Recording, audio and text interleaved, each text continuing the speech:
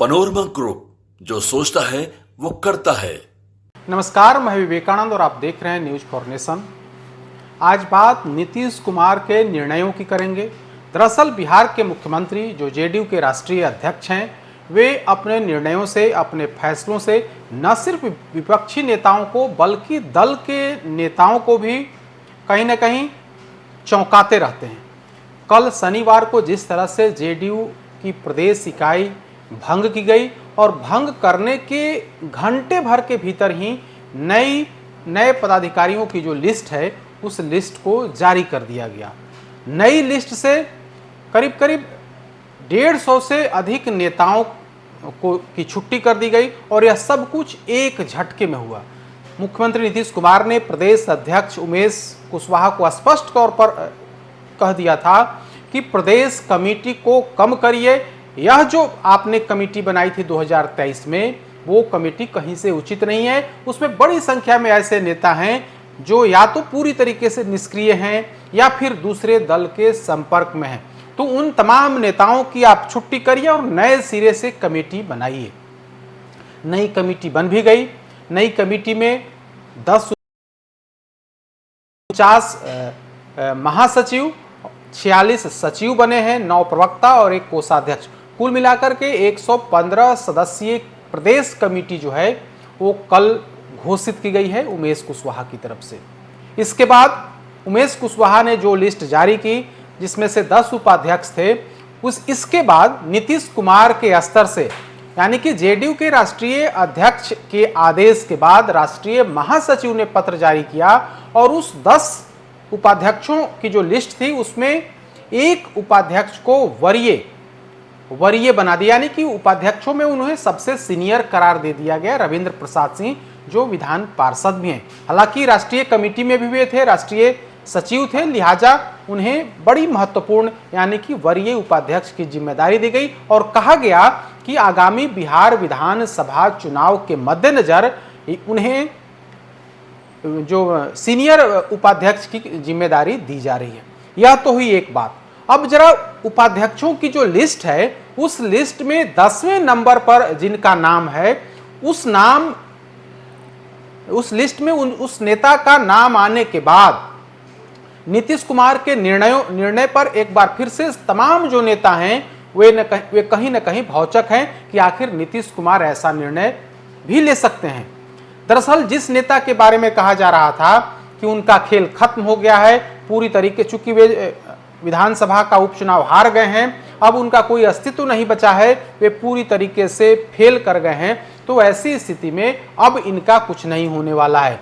लेकिन नीतीश कुमार ने अपने फैसले से ऐसे तमाम नेताओं को ऐसे चौंकाया कि लिस्ट में नाम देख करके ही कई नेता भौचक है। उन्हें समझ में नहीं आ रहा है कि जिस नेता को, जिस व्यक्ति को हम लोग खत्म समझ रहे थे राजनीतिक तौर पर, उन्हें नीतीश कुमार ने 10 नेताओं की बराबरी में ला करके खड़ा कर दिया। यानी कि जो नेता जिला स्तरीय था, जो नेता विधानसभा का उपचुनाव हुए थे रुपौली में, उस सीट से वो चुनाव हार चुका था, उस व्यक्ति को प्रदेश का उपाध्यक्ष बना दिया गया, वो भी नीतीश कुमार के कहने पर। यानी कि नीतीश कुमार ने कलाधर मंडल, बात कर रहे हैं कलाधर मंडल की, जो हाल ही में रुपौली में जो उपचुनाव हुए थे वहां से जेडीयू ने कलाधर मंडल को उम्मीदवार बनाया था। कलाधर मंडल अति पिछड़ा वर्ग से आते हैं और नीतीश कुमार ने उन पर भरोसा जताया था और विधानसभा उपचुनाव में उन्हें उम्मीदवार बनाया था।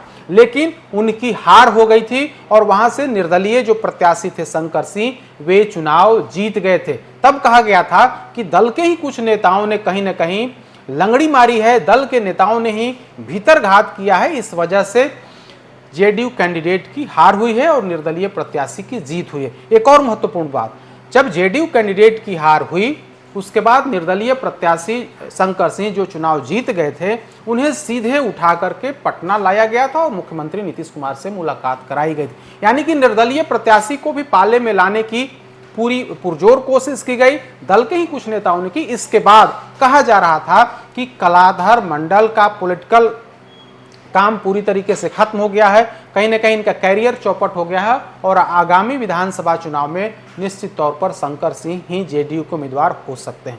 लेकिन नीतीश कुमार ने जो निर्णय लिया है उससे सब लोग चौकन्ने हो गए हैं कि आखिर कलाधर मंडल को इतनी बड़ी जिम्मेदारी क्यों दे दी गई।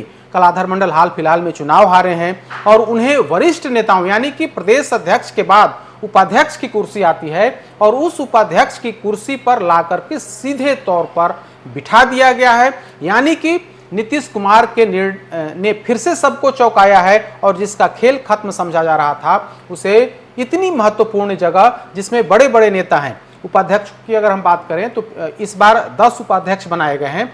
उसमें रविंद्र प्रसाद सिंह जिन्हें नीतीश कुमार ने सीनियर उपाध्यक्ष बनाया है, उसके बाद अजीत चौधरी की बात कर लेते हैं, पूर्व मंत्री हैं। महाबली सिंह जो 2 बार के सांसद रहे हैं, इस बार उन्हें टिकट नहीं मिला था, 2 बार के वे सांसद रहे हैं, उन्हें उपाध्यक्ष बनाया गया है। मुनेश्वर चौधरी को उपाध्यक्ष बनाया गया है। संजय सिंह जो विधान पार्षद हैं उनको उपाध्यक्ष, हारून रशीद, वैद्यनाथ प्रसाद सिंह विकल्प, प्रमिला प्रजापति, अमर कुमार अग्रवाल और 10वें नंबर पर हम जिनकी बात कर रहे हैं कलाधर प्रसाद मंडल, जिन्हें उपाध्यक्ष की जिम्मेदारी दी गई है।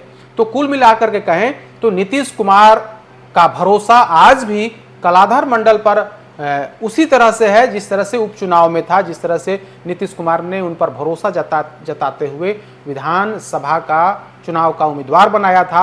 और एक बार फिर से नीतीश कुमार ने सबको चौंकाते हुए उन्हें उपाध्यक्ष की कुर्सी पर लाकर के बिठा दिया है।